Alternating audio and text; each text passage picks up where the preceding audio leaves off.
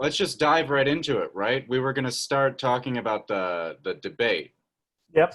Yeah. So, um, can you can you like first talk about like what is Western esotericism? Because like you're writing a book about Philip K. Dick and the field of Western esotericism and Yeah, how. something like that. So Western esotericism refers to, it's sort of a scholarly category for the occult, so-called occult sciences in the Renaissance sort of became like, as the process of modernity went through, it kind of becomes this shadow side of the scientific revolution, right? And in order to define itself, the kind of Western Enlightenment tradition rejects these so-called occult sciences, pushing them into this category of forbidden knowledge, perhaps. That's one of the ways that it gets constructed in these theoretical scholarly arguments. But I want to be very careful, that we don't conflate this scholarly conception of Western esotericism as this broad umbrella category for, many different esoteric traditions with sort of like the traditions themselves. So when I'm looking at what Philip K. Dick was into, we can talk about the end of his novel Valles, where he has this little appendix, right? And it's arguably a Gnostic writing at the same time that it's kind of a work of fiction. And he talks about the so-called Hermetic alchemists, and he was interested in a few of the sort of classic figures of what they call Western esotericism and the Antoine Favre model. Antoine Favre is this French scholar from the Sorbonne who sort of invented the field, and there's a guy in Amsterdam now, Wouter Hanegraaf, who's currently the kind of dean of Western esoteric studies. So Philip K. Dick was into Paracelsus, Giordano Bruno, and Jakob Burma, right? And all of these thinkers were part of a sort of like alchemical, vitalistic, maybe countercultural, definitely sort of like anti-Aristotelian, slightly weird kind of way of thinking that was important in the scientific revolution in ways that historical scholarship has only recently begun to acknowledge. Mm. So when you talk about the vision of fair in Paris and this idea of like the Hermetic tradition, what's different about that from like maybe Francis Yates and this Okay. paradigm from the 60s? So yeah, Francis Yates, and Favre was working around the same time in the 60s, right? Francis Yates has this vision of the Hermetic tradition that she argues for in her book Giordano Bruno and the Hermetic tradition, right? Where she wants to say, look, there's this occult side to Giordano Bruno. He's part of this tradition of kind of like Christian Kabbalists and magicians that stretches back through people like Cornelius Agrippa, Johannes Reuchlin, Giovanni Pico della Mirandola, Marsilio Ficino, and they themselves trace, back to hoary antiquity with the theurgists, the Neoplatonists, and the Hermetic tradition of the so-called Hermetists. The Corpus Hermeticum was written in the first millennium, first half of the first millennium, right? Sometime in late antiquity. Supposedly by Hermes Trismegistus, and they took this guy to be kind of like an authority on a level with Moses and the Prisca Theologia. So these guys in the Renaissance thought they were reading, ancient texts when they read the Kabbalah or when they read the Hermetic texts, and they thought they were reading stuff that was just like on a level with the Bible or whatever, and they gave it all this authority. Now, bringing it back to my guy, Philip K. Dick, right? He read Francis Yates. And so when he talks about the so-called Hermetic alchemists, I'm going to argue in my book, and I'm really going to be focusing on the Francis Yates stuff. And Dick, Robert Anton Wilson, and Terence McKenna are also going to come into play for kind of like a comparison. And, these guys were all sort of reading each other and bouncing ideas off each other. But this Hermetic tradition is really kind of a figment of Francis Yates's imagination. And you can read a lot of really good, really sharp, critical historical scholarship that kind of pokes holes in a bunch of her definitions. And, we're here to talk about Wouter Hanegraaf's stuff, which you can read on academia.edu. where Hanegraaf says, you know, look, like the Hermetic tradition wasn't magical and magic wasn't Hermetic. And, you know, in a sense, this is true. It doesn't mean that there wasn't these interesting magical traditions, you know, what we might call Renaissance magic, or what we might call, you know, the kind of like proto-Western esotericism that we find in the Renaissance, early modern period.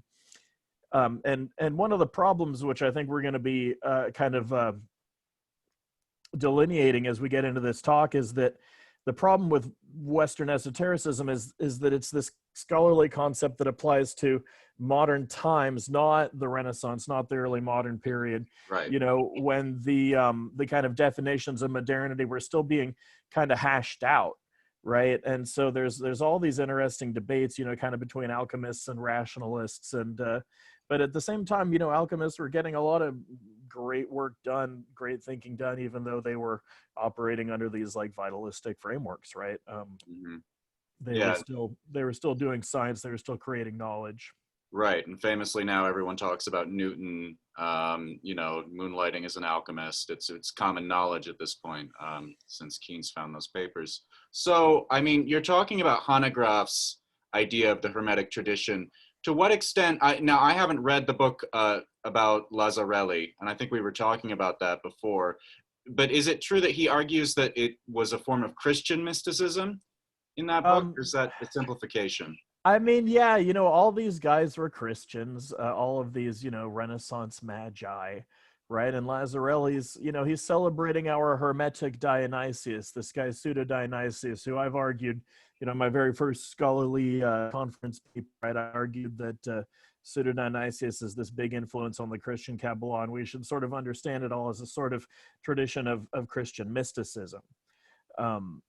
And you know, they have this kind of like magical theology. There's some way that magic and natural philosophy and Kabbalah and alchemy and, you know, all these wonderful occult scientists are sort of like all part of a form of knowledge that is kind of like relevant to the philosopher.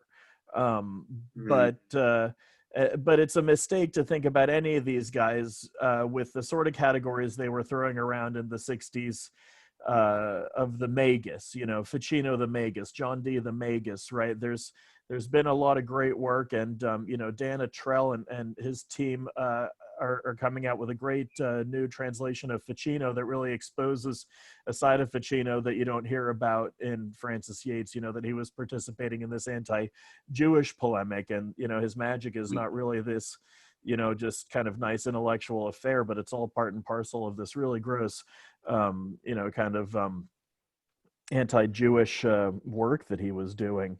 And all of these guys in the Christian Kabbalah, right, they were trying to use the weapons of the Jews against them in this kind of like war of words, this, you know, this ecumenical argument, right? And they were trying to get Jews to convert to Christianity using the Kabbalah and proving that it's all just, you know, we'll just stick a shin into the tetragrammaton, make it Jesus's name, and whatever, and it's all, it all proves the truth of Christianity, and it's this polemical war. It's you know, so another great example is John Dee, who, you know, is this like genius mathematician and navigator and statesman, and you know, he's doing all these amazing things at the same time that he's kind of a true believer in alchemy and conjuring and talking to spirits and getting knowledge and angels from whatever. It's like he wasn't just a magus. He was this Renaissance man. He was this polymath. There was so much going on, so it's really reductive to read him as a magus. And you know, so I got to be honest that when I'm looking at, you know, what PKD was doing, trying to interpret his guys, his Renaissance magic guys, right? You know, he's reading the encyclopedia, he's reading Francis Yates. He wasn't privy to all the kind of new information we have these days. So it's kind of a challenge to sort of put it in context. And, you know, I really want to dig up more of the sources that he was using. A lot of it was just the encyclopedia, right? He had this encyclopedia of philosophy with entries on Giordano Bruno and Plotinus and whatnot. So I can like go back and read those. I've got, you know, some PDFs of those. If anybody's interested, you know, send me an email and I'll try to get back to you.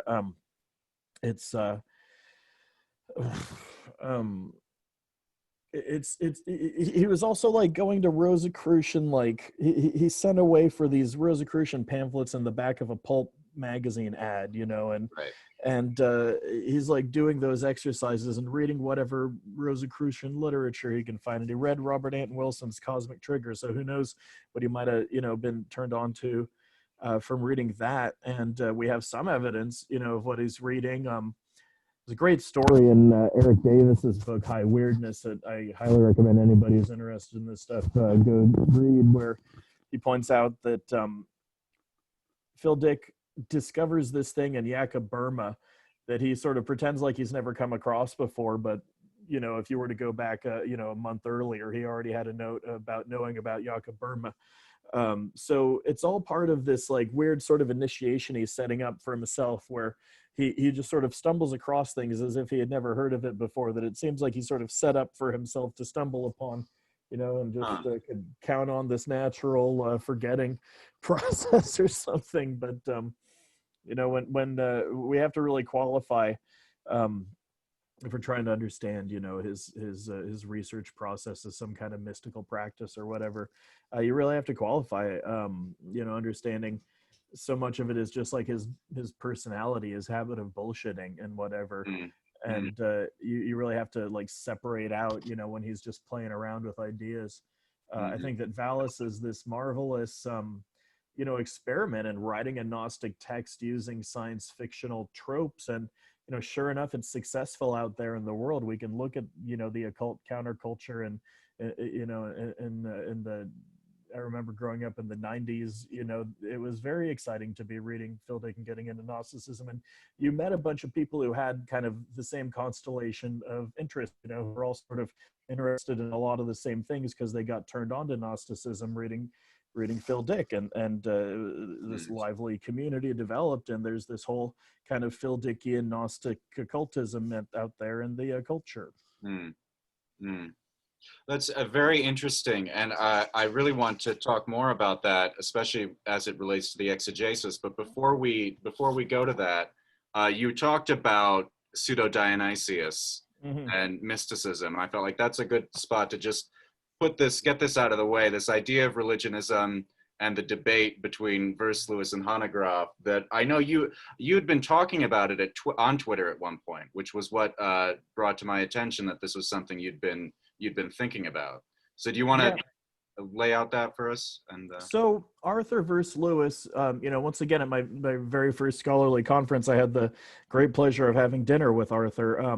Super nice guy. His book,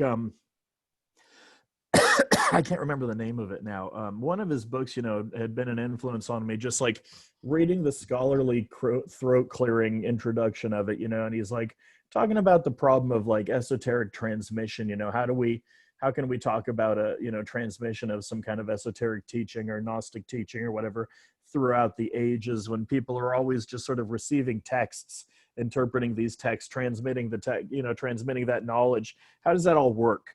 You know, and I thought that he did a good job of kind of posing that problem, but you know, he seems to believe that he has access to this movement of this current of tradition. You know, the way like I've been really unsatisfied hearing a lot of occultists make claims about, you know, the 93 current and the Aleister Crowley culture or whatever, right? How do you know about these like mystical movements of magical energy? Like how is it that you have access to that if you're using strictly the tools of historical scholarship, right?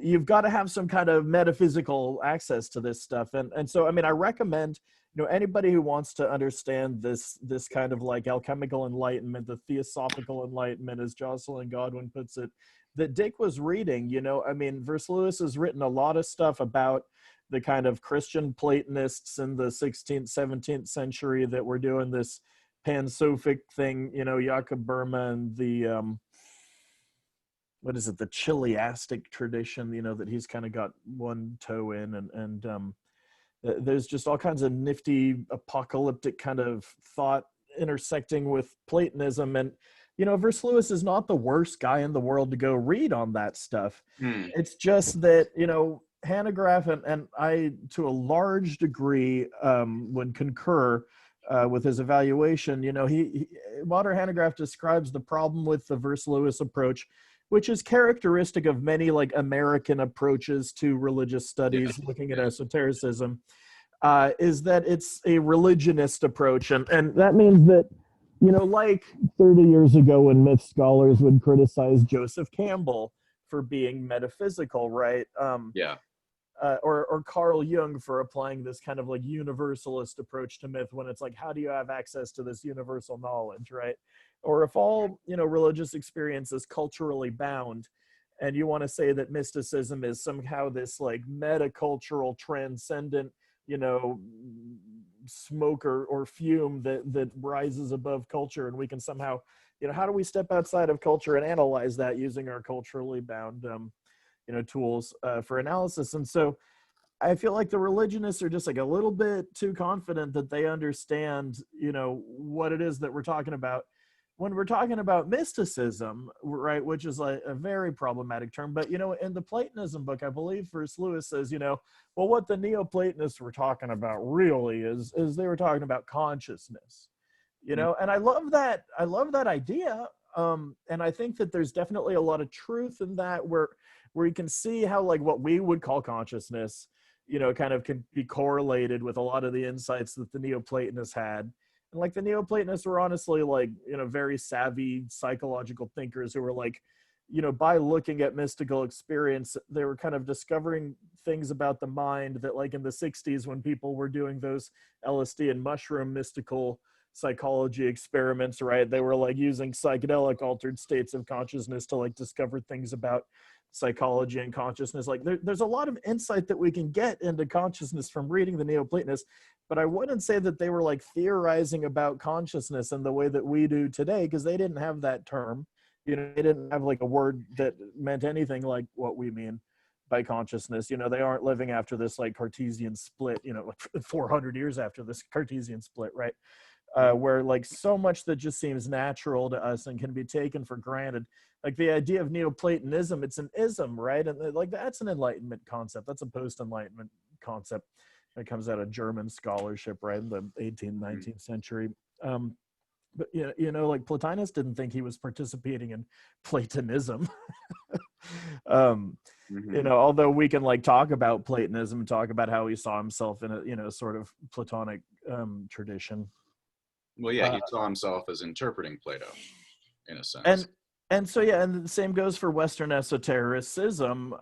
It's another ism. It's another, kind of product of scholarship. And so, I want people to be skeptical of what Hanegraaf has to say about it, too. And there's a lot of really interesting debate going on in the European, scene, where Hanegraaf is really resistant to the sort of like discourse analysis approach, sort of more postmodern approaches, right? And then there's there's kind of this threat from the East now too, where like Islamic scholars are looking at Islamic esotericism and magic and astrology, and the sort of like real original scientific revolution that happened in medieval Islam, and how the occult sciences are so tied up in that, and esotericism is so tied up in it, and it's like, why are we talking about Western esotericism? It's kind of an exclusive category. So Hanegraaf's got a lot of problems, and he's really defensive and resistant about the problem that he's got. So this is all kind of fair game, and this is all very interesting, right, theoretical grist for the mill for anybody who's getting into this stuff. And I really don't want to like kind of close off the possibilities of, say, a religionist study of Philip K. Dick, and people like Jeffrey Kripal have really laid a lot of ground in his book, What Is It, Mutants and Mystics, where he talks about PKD.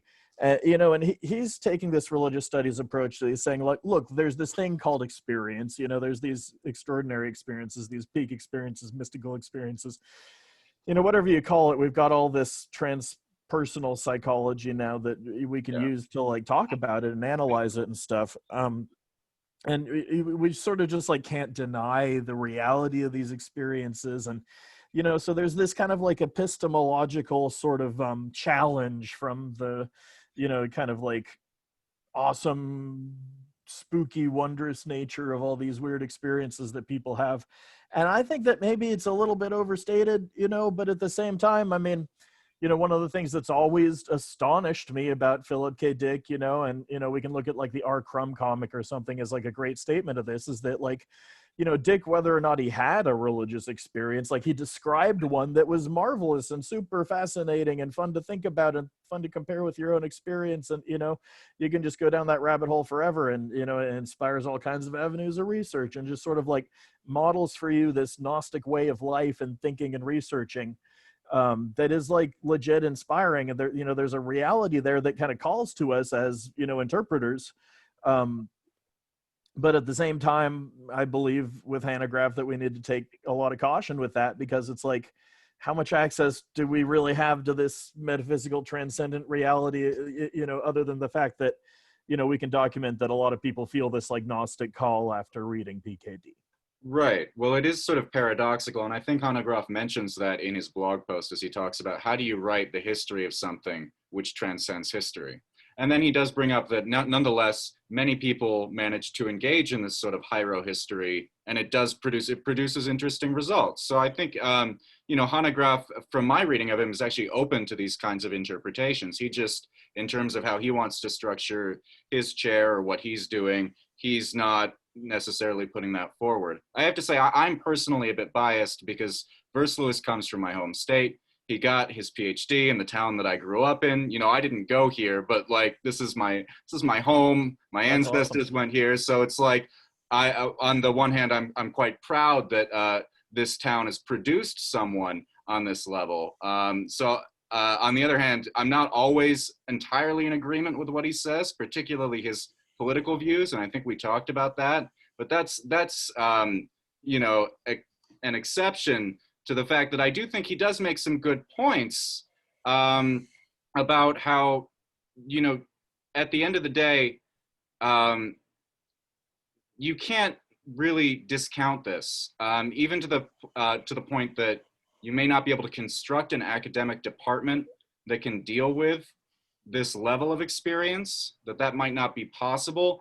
If you're not doing religious studies, if you're reading the texts for their own sake, I think it puts you in some rather interesting positions, because if you're actually looking to go out and have one of these experiences, to have an experience like what Philip K. Dick had, a question of whether or not something is like methodologically viable is not necessarily going to be on the top of your mind. So I think that that's sort of my my view of things. Not necessarily the most.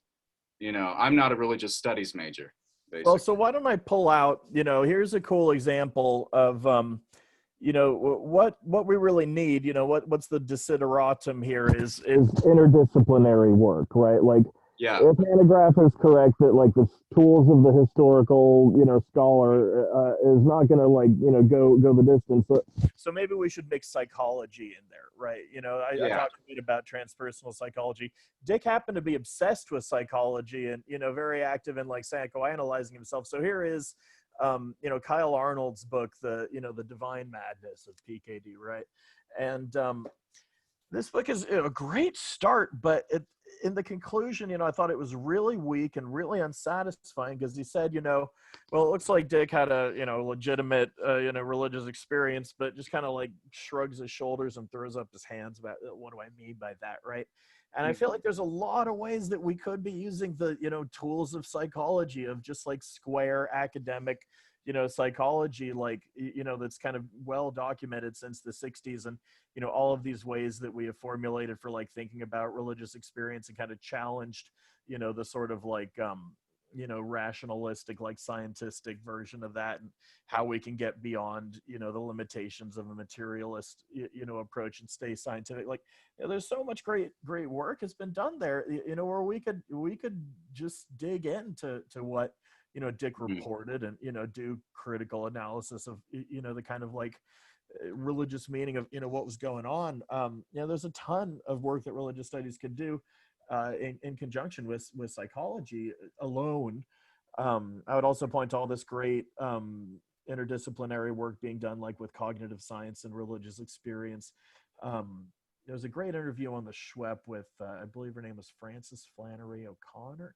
or no, I'm getting that mixed up because I'm inserting the literary author's name, but she had this great contribution to a collection of essays on rethinking religious experience. And she points out that, look, everybody has a body, right? We have like knowledge of you know how bodies like experience these altered states and whatever, that might help us to go look at the otherwise inaccessible mystical experiences that are being reported in these ancient texts. Because once again, there's this reality in the text, or reality behind the text, or apparent reality behind the text being suggested by the text, or being gestured at by the text, that we would really be failing to take into account if, as you say, we just like throw up our hands on the methodology, right? It's just like, just declare it impossible. At the same time, though, I'm really uncomfortable with the way some of these religionist scholars approach things, and sort of play fast and loose with the facts. Like, my friend Noah Gardner, who's a student of Al-Buni and expert on Islamic lettrism and esotericism, that medieval period, he told me that Henri Corbin, the great phenomenology of religion, like pioneer, right?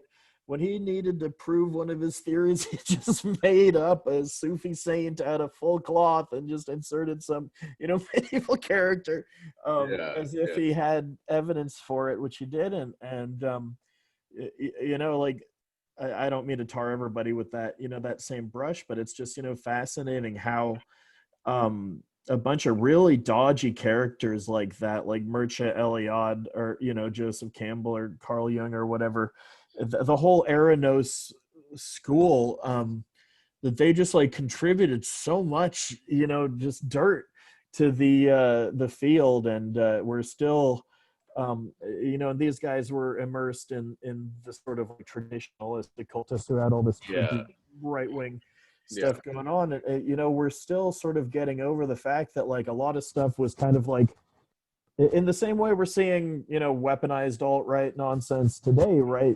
There was just this inserting of right-wing politics into the discipline. It was deliberate, it was political, like these guys knew what they were doing. It was just sort of like a disinformation war.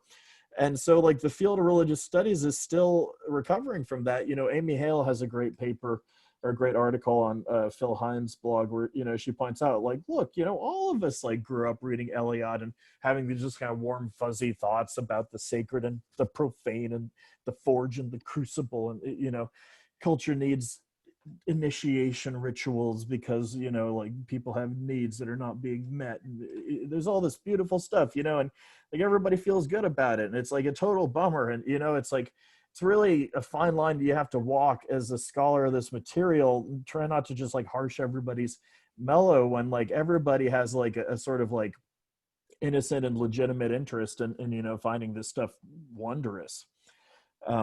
So I'm really trying to kind of come back from, I feel like I was in a very sort of negative and critical place about this stuff, as you're growing up as a scholar, you're just like, God, everybody's wrong and everything's sort of horrible. All the books that I read are just like poisonous and toxic, and like you really have to unlearn a lot of stuff, and you have to be careful not to just sort of be infected by the derangement of the empire, right? As Dick would put it, right? The black iron prison, that we're fighting, like, you become infected by its derangement, or however he puts that. Well, that makes perfect sense, especially because, like you're saying, even today, all of this stuff is being used by the right. It's behind really the whole rise of the Duginist International. It's everywhere. I do think Jordan Peterson, the so-called Dark Enlightenment, right? All Jordan Peterson's a great example of how it's all kind of Carl Jung myth studies kind of crap, and you're able to sell these guys who need to clean up their room on like, clean up your room, and by the way, Jews are evil, right? And it's just like, they're able to like meet the needs of these folks. And when we look at like PKD, right, here is like a seriously like traumatized, like abusive, like total mess and slob, and just kind of like neurotic disaster of a person, who's taking this really deep and great comfort, and developing a serious intellectual project and kind of like finding meaningful work for the rest of his life, even though he's like a totally broken person. You know, I mean, it really like demonstrates that there's sort of some light there in the tradition. You know, and we can like look at the way that, you know, Dick was kind of like illuminated by it, and, you know, spread that illumination. Like, you know, I don't really have a problem with talking about that. Like, you know, it's there is some kind of religious inspiration happening. Right. Yeah. Yeah, of course. I mean, I think the question really is about this almost like this intermediary material, or like this like imaginal stuff that would be the substance of transpersonal psychology that's always, you know, kind of protean, hard to pin down, and also can quickly flip into totalitarianism very quickly. I do think Corbin does say at certain points that he is going to make things up. I was reading him recently, and he does talk about that, because, you know, sometimes what you're reading is philosophy, sometimes it's poetry. That's And funny. he is a bit upfront about that, in terms of just like almost the artistic idea of creating a lineage. Yeah, and Uh, I'll say, you know, in his defense, like, I mean, I have a student right now, very bright kid, you know, very hard worker who, you know, is interested in phenomenology and the religious experience and stuff like that. And so I said, go read Henri Corbin, you know, read Mundus Imaginalis, and, you know, like trip out on that stuff. It's, you know, it's good shit. Like, get into it, have fun with it. But, you know, and it's different if we're talking about like doing practical phenomenology with this stuff, you know, like if you want to go like read Philip K. Dick and have some Gnostic experience, like, you know, go to town, like have, you know, have fun with it. It's just like, then you're going to have to somehow integrate that material. And one yeah, of the ways do that process of like integrating these like weird experiences we had is we turn to the historical material, and we learn how to like read it and interpret it, and, you know, like look at primary sources and make historical arguments about them in order to situate the like bizarre weird experiences that we've had. But right. nevertheless, you know, once you're doing that practical work of historical scholarship, like in my opinion, you're going to get more bang for your buck, in terms of how you spend your time and like commit your life, right, if you're using the best tools available. Yeah, well, I think that's again, it just comes back to this whole thing, like, okay, that's a question of scholarship. And you know, what I thought was interesting in the whole debate between Versluis and Hanegraaf was just that, you know, there's a certain level in which they aren't really, you know, talking to each other, you know, and each sort of accuses the other of not understanding. Yeah, two They're ships talking passing. past each other. Yep. Yeah, yeah. And I think like Hanegraaff is doing a great service to the world in the you know, department that he's constructing. And at the end of his post, he talks about Socrates and how it's the ideal of the academy that he wants to construct. I think the real question is whether, like, to what extent in the modern academy can this really exist? You know? Well, and like, You know? look, you know, in Wilder's defense, I mean, he's turned to go look at Terence McKenna, you know. Mm, Like, I have friends who tried to do Terence McKenna, you know, at grad school, and just like encountered all this resistance. They're trying to do, you know, 2012 mysticism or Burning Man or, you know, whatever it is, right. Esalen. Like, tried to do all this weird stuff that Jeffrey Kripal would just be like, sign me right up, you know. But you try to do this stuff with like really square, you know, hard cognitive science kind of people, you know, and they're not necessarily going to be as sympathetic, right? But now that Hanegraaff, this badass, you know, hardcore logic chopping dean of Western esoteric theory, is working on Terence McKenna, you know, I mean, this is pretty wild stuff. Like, you know, if Terence McKenna's fair game, like maybe we can go, you know, read our like, you know, weird like backwoods of California weird fiction author from the 30s, you know, who was super into theosophy, or, you know, whatever it is. Like, maybe we can go read these obscure people and like make solid arguments about them and like start creating a little bit better scholarship, right? I feel like it opens the door, in a way, to do a lot of the kind of thing that, you know, prepares the ground for, you know, maybe a more mystical approach. Yeah. But, you know, we're still like fighting to get this stuff accepted in the academy. And it's not as if, you know, Western esotericism is something you can go tell your parents you're going to major in. Right. Yeah. Right. So like we are still in the process of kind of like trying to scramble together some respectability as a field. And, Yeah. you know, I think a lot of people are still going to laugh you right out of, you know, Hmm. right out of Dodge City. Yeah. So, you know, I mean, it's like practically, you know, what are the four powers of the Sphinx, right? Something, something, something, and keep silence.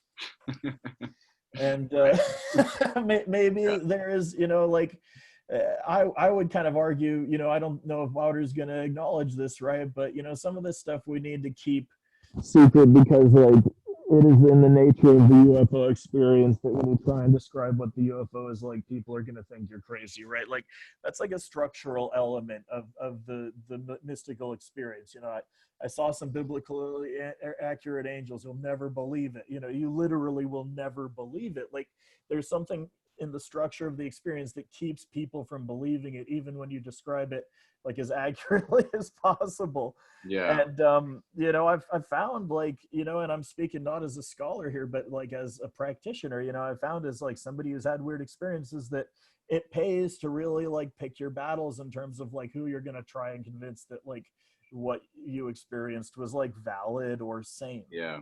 Yeah. Yeah.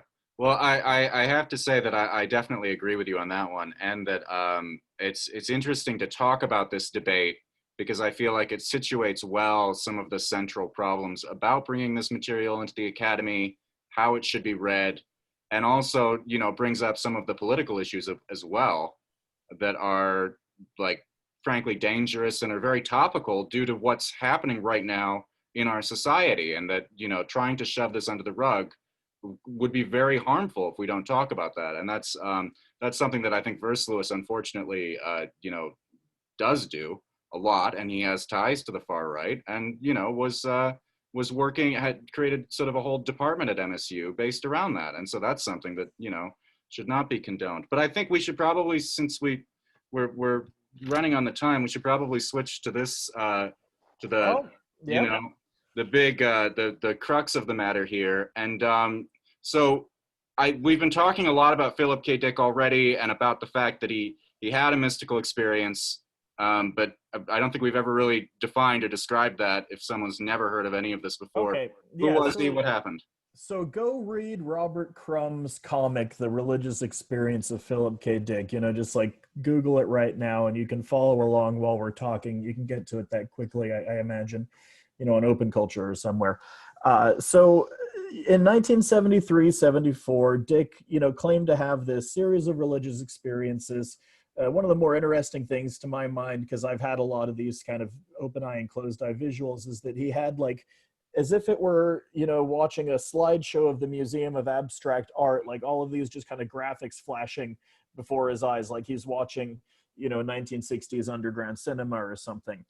And you know, he diagnosed an illness in his kid. He saw, you know, the fish symbol like shoot a beam of light into his head, which was information rich, right? He's having all of these weird experiences that later he interprets as being Gnostic, Hermetic, Neoplatonism, and somehow carrying information that's going to help to like undermine the values and ideology of capitalism. And he begins to correlate these experiences with this group of alchemists in the Renaissance period that Francis Yates wrote about as a Hermetic tradition. So, you know, he picks up on that word. I discovered that he was a reader of Francis Yates, first of all, just kind of like, you know, inferred it from the information in Valles, but then I also got it confirmed. Eric Davis sent an email to Pamela Jackson, who edited the exegesis, and she's read the whole thing and spotted that it was either K.W. Jeter or Tim Powers or one of those guys who were friends with him at the time, and he bullshitted a lot about religious matters. That lent him a copy of the Rosicrucian Enlightenment. So he had this like whole idea of like the Rosicrucians and this like vitalist counterculture, right? And so this whole idea of like what do we make out of this like Rosicrucian Enlightenment?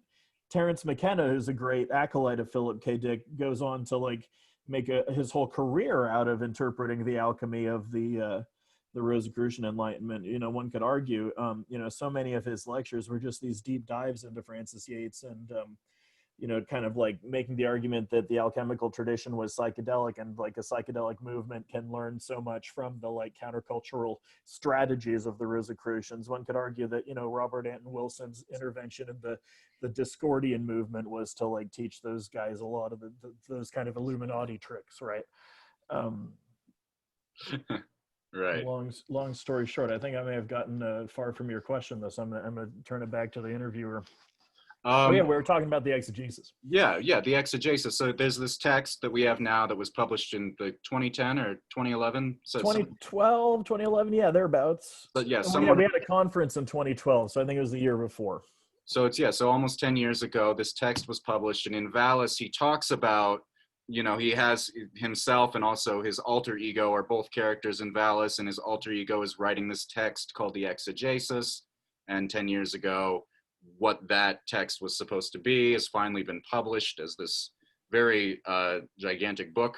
9,000 pages. We have like 1,200 edited down, and no less an authority than Eric Davis, who's a great, critic of what is entertaining or not, is going to tell you, most of the rest of those pages are not as illuminating, not as entertaining. Some of it is just sort of like vindictive, paranoid, tinfoil hat kind of conspiracy shit. And I'm skeptical. I bet there's still plenty of gold in there. So if anybody's interested, there's the Zebrapedia project that Rich Doyle is working on, and they have a PDF floating out there of a transcription of the whole, like 5,000 pages of it, transcription side by side with a photograph of the text in a PDF. So you can like go dig in there, and if anybody can find more information about the Francis Yates stuff, do email me. I'd love to hear more, because I haven't really done that. At a certain point, with all the reading you have to do, all the work you have to do in a Philip K. Dick project, you burn out, and you don't have a whole lot more time to go read more new stuff. I'm chewing on, trying to interpret, why did he say he was possessed by Abraham Abulafia, and I got to go learn a whole lot about the Kabbalah of Abraham Abulafia, right? There's a great podcast interview with Moshe Edel by my friend Avi Solomon. Anybody who's interested in the Abulafia stuff should check out, right? All this Gnostic stuff, all this Rosicrucian stuff, all this alchemy, right? I've been led down, years of grad school by my Phil Dick studies that have taken me away from like the Dick text. But I do try to hang out, in the Dick community. We put on Dick fests, which can be distinguished from Dick conferences, right? Where it's more like fans get together and bullshit about it. That's where I gave a talk about my tarot deck, Right.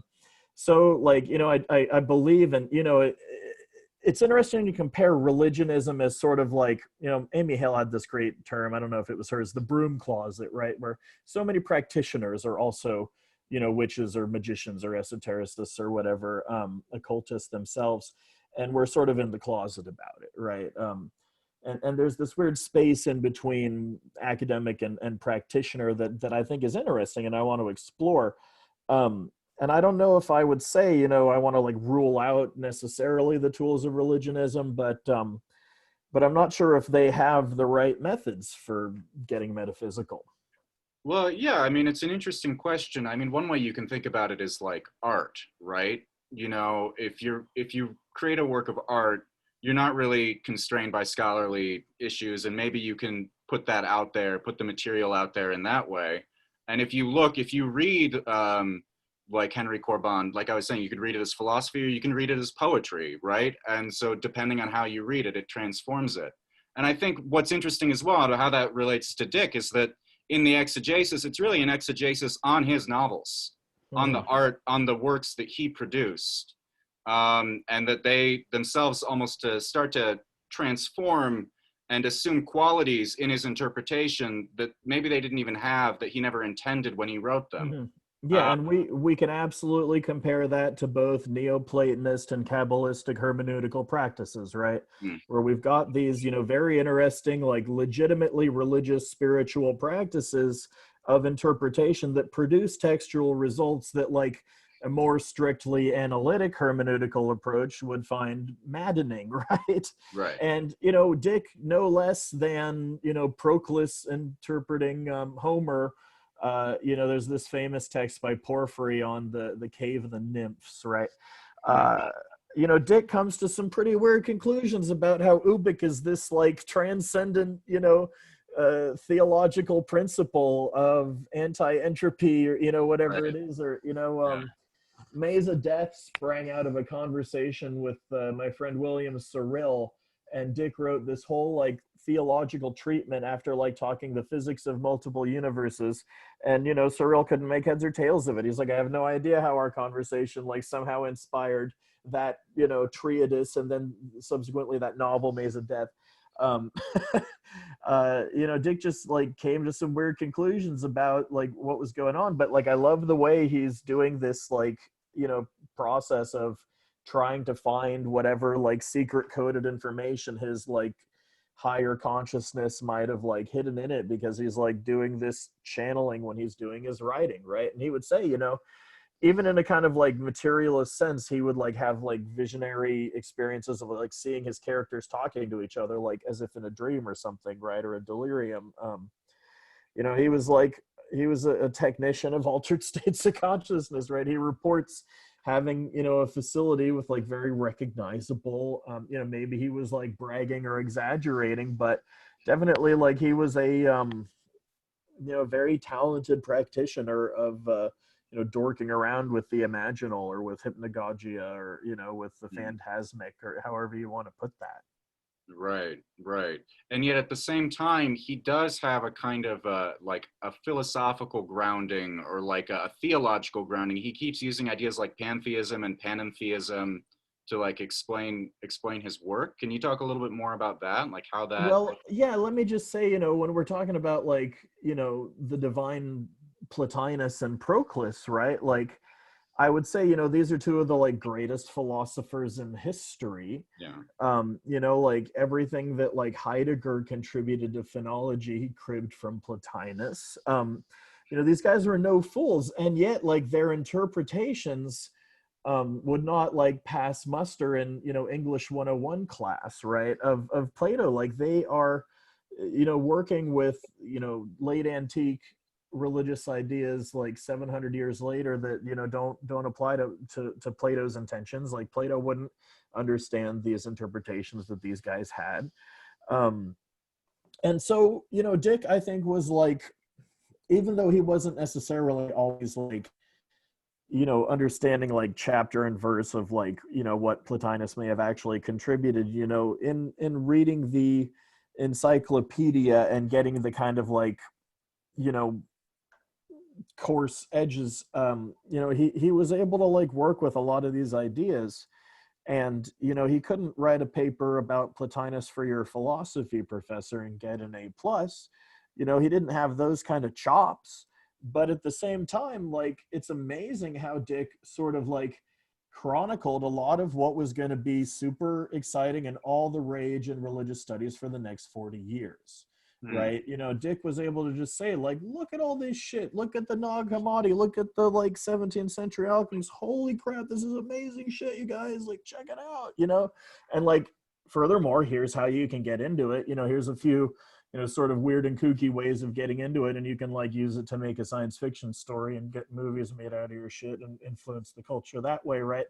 In terms of like Gnostic culture jamming or something, didn't Dick pull off just kind of this marvelous coup de grace? It's super fun stuff.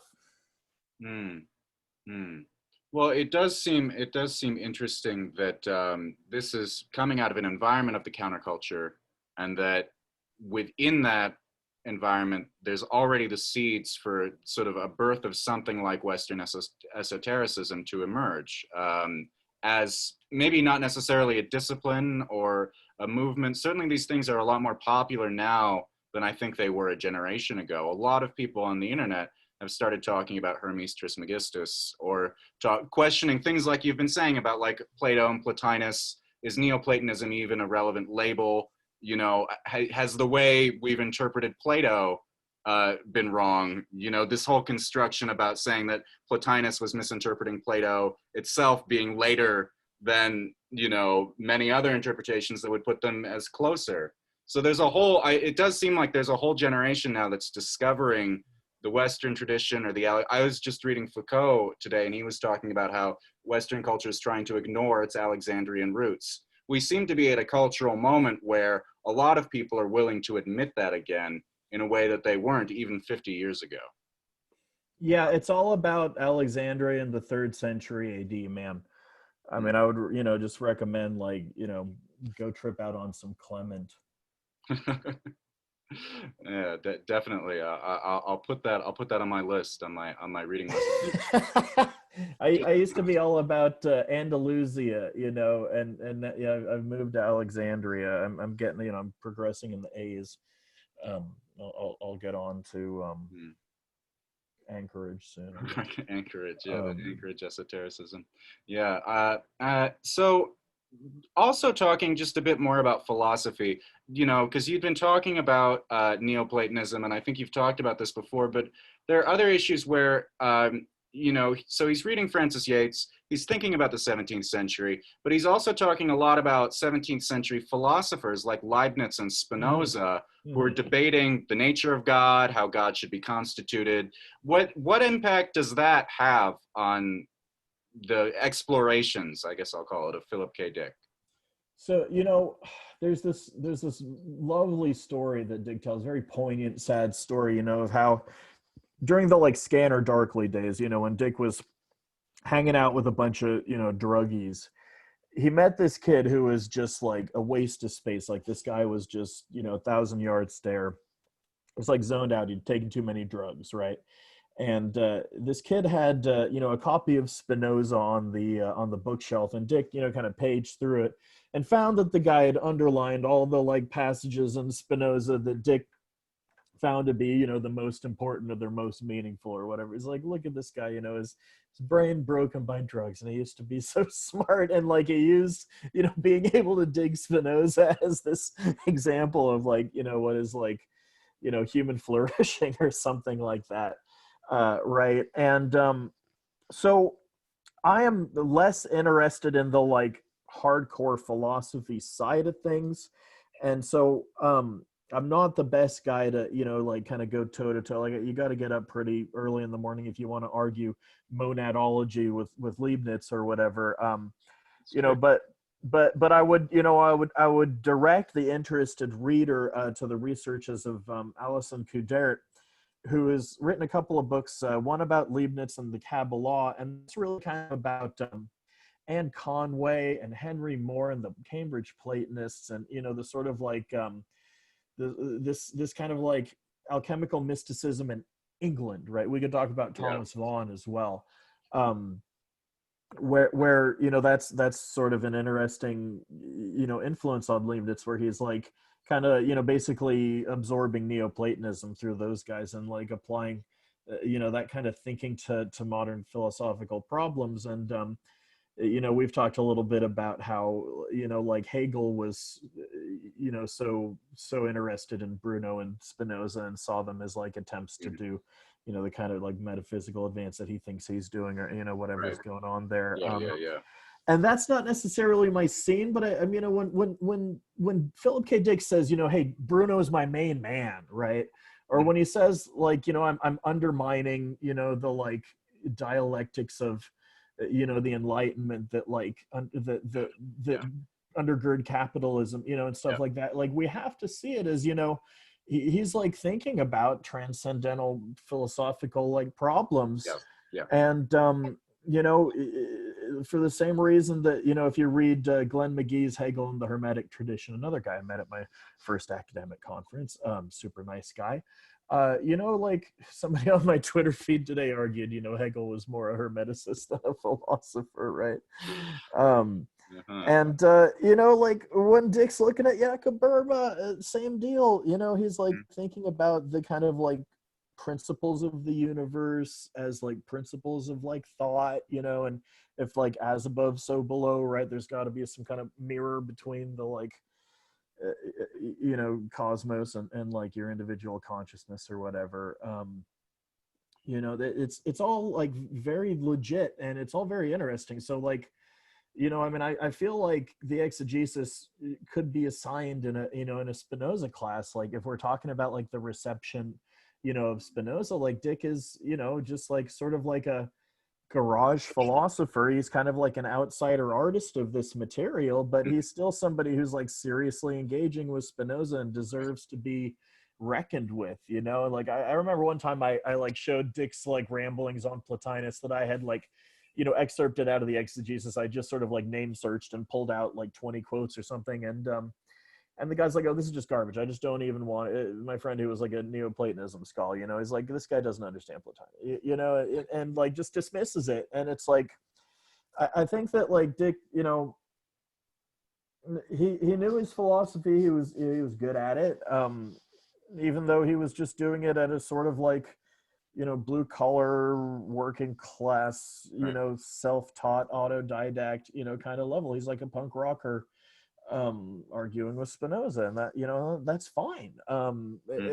It's like it would be applying an inappropriate standard to the kind of thinking that he's doing, to be like, well, you know, could you just like turn in the exegesis to your like philosophy 101 professor, you know? Right. And Yeah. it's like, obviously not, you know, but I'm sure like 1,000 legit papers could be written sort of summarizing the arguments in there and just kind of like evaluating the interpretation, you know? It's like, you wouldn't say it's not even wrong, you know, you wouldn't say it's not worth considering.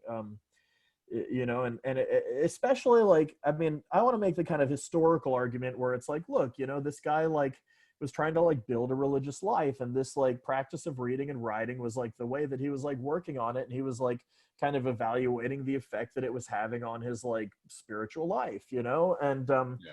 so there's just so much of value there, so much of interest, so much like good quality journaling happening, good quality note taking. Mm. And we have to understand that it's just notes and journaling. You know, this is not like a philosophical treatise. This is not a completed product. And Mm. so we kind of have to like invent new, you know, ways of analyzing or interpreting or evaluating, like, you know, what's going on there. Because, you know, however, here's one thing that he did say in an interview with Greg Rickman toward the end of his life, where he like recounts some of his cool like Kabbalistic visions of numbers crunching themselves into letters and decoding themselves or whatever. Um, he says, you know, you should go read my exegesis, right? You should look at my notes.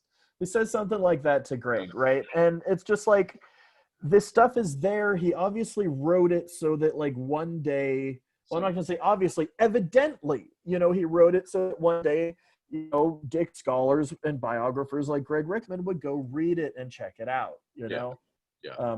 based on our like capability to do the eye burning, you know, legwork of, you know, getting through at least the 1,200 pages of what's published. Yeah. Yeah.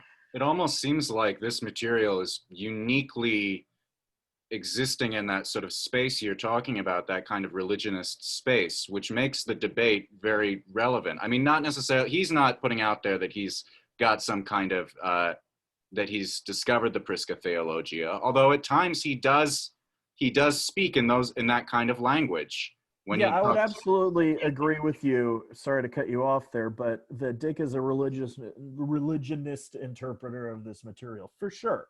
You Mm, know, and it's like in Valles, you know, he's giving you this like literal like Gnostic tractate as an appendix, where he's like, this is my religion, you know, like I'm a Rosicrucian, and the yeah, like Rosicrucians before me, like 400 years ago, were like trying to work with this material of this like, you know, intelligence made of information or whatever. They knew about it in theory, but they didn't have the Gnostic gospels that were buried in the sands of Egypt. And, you know, now that we've right, got the Nag Hammadi, we can just like, you know, sort of inhale that like creature out of reading the text, and it's going to like go down the like optic nerve of our brain. You know, I mean, like this is a very like occult theory. This is a, you know, yeah, he's like, he's writing it as if, you know, he was like seriously trying to transmit that religion. right. Um, And then he also went and joined AMORC, right? You talked a bit about right. that. He joined the Yeah. Rosicrucian organization.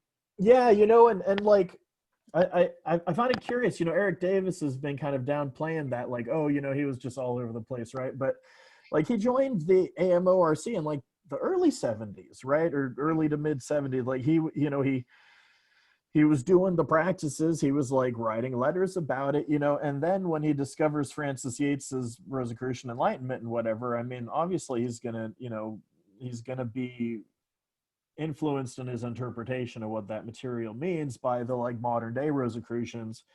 And you know, and then I think we talked about this other piece of information where he wrote in a letter to one of his daughters, you know, like something about our Rosicrucian order.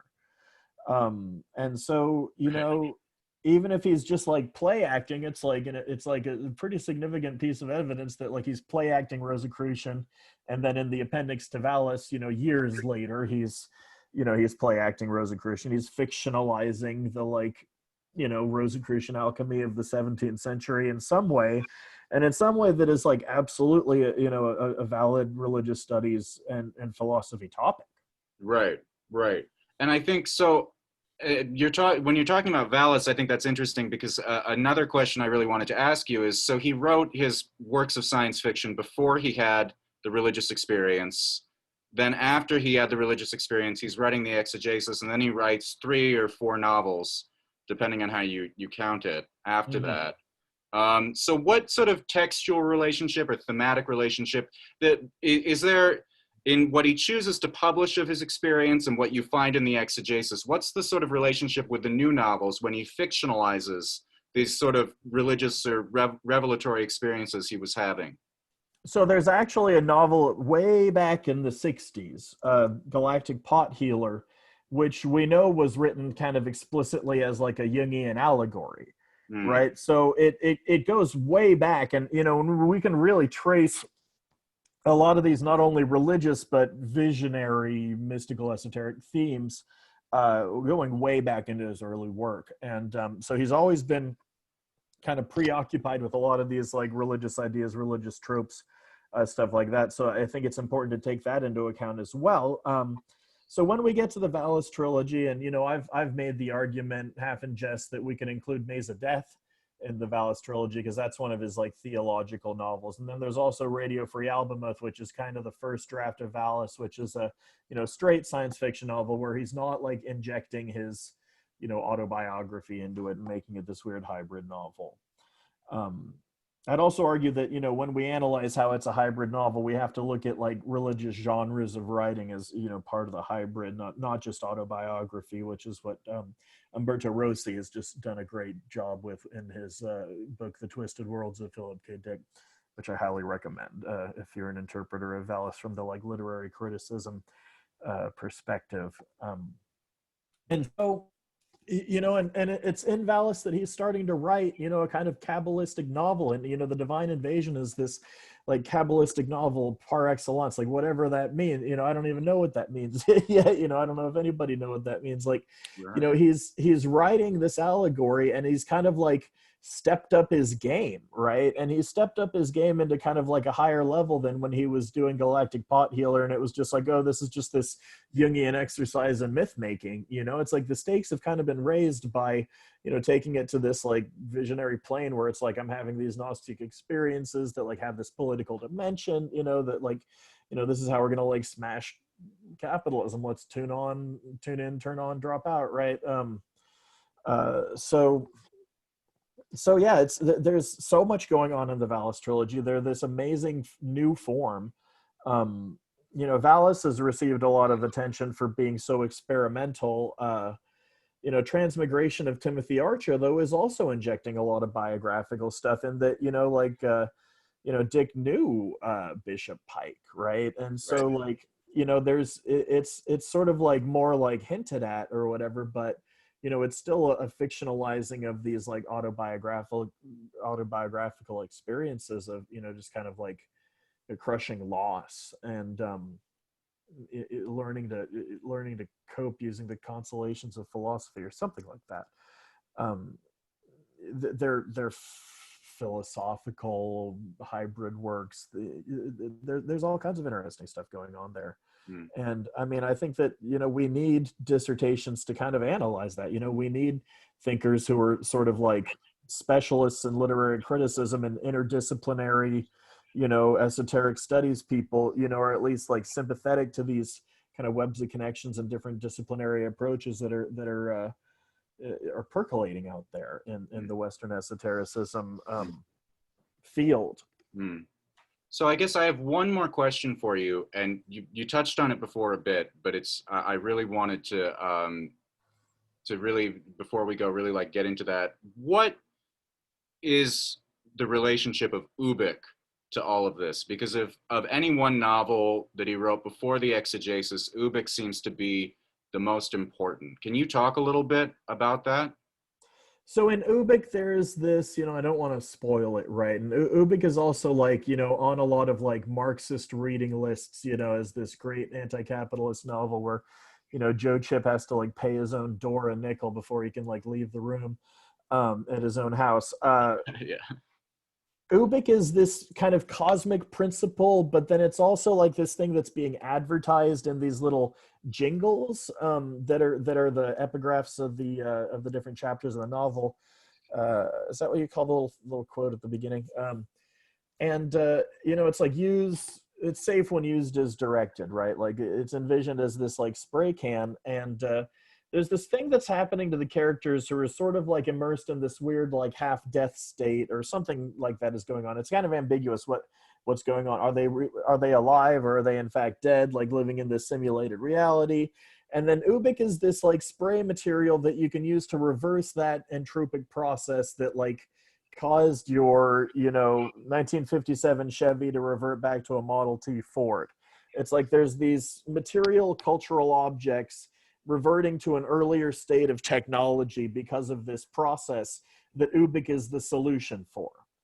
Right? And so Dick took this thing, whatever it is that Ubik is it's kind of like pataphysics, right? Like it's an imaginary solution to a real problem, or like an impossible solution to a real problem, or something like that, right? Whatever Ubik is for, he thought, well, maybe that's what Jesus does, or something like that, like maybe there's this cosmic principle of Ubik that I like tapped into as like this metaphysical channel or mystic or whatever. Somehow I've tapped into this Ubik principle.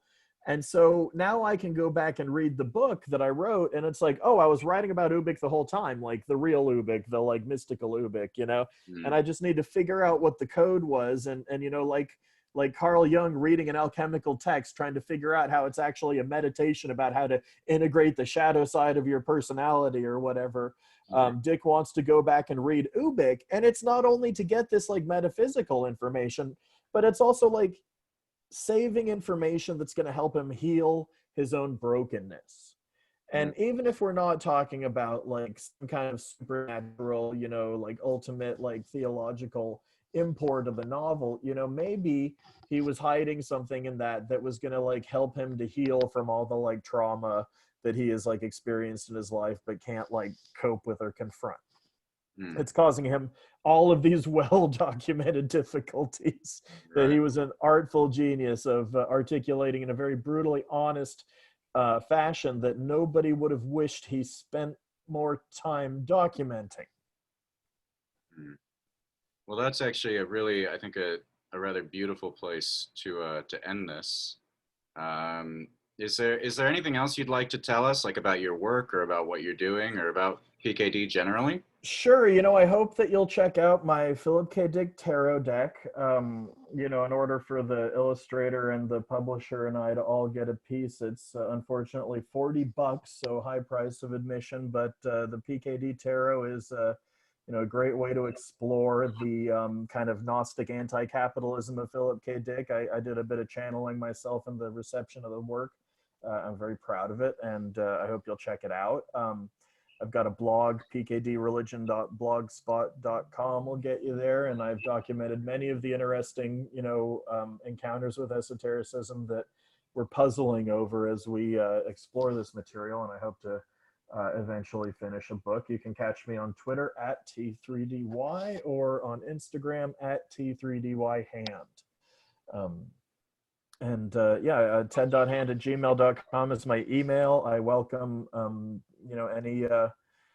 any kind of engagement on this material, and hope to meet a lot of fellow travelers. So thanks. This has been a great talk. I feel like it was a great opportunity to get some of my ideas across about this material, and clarify some of the things I may have said that might have alarmed you considerably. No hard feelings. All right. Well, thanks, Ted. Thanks. Yeah, have a great one. I hope we can do this again sometime.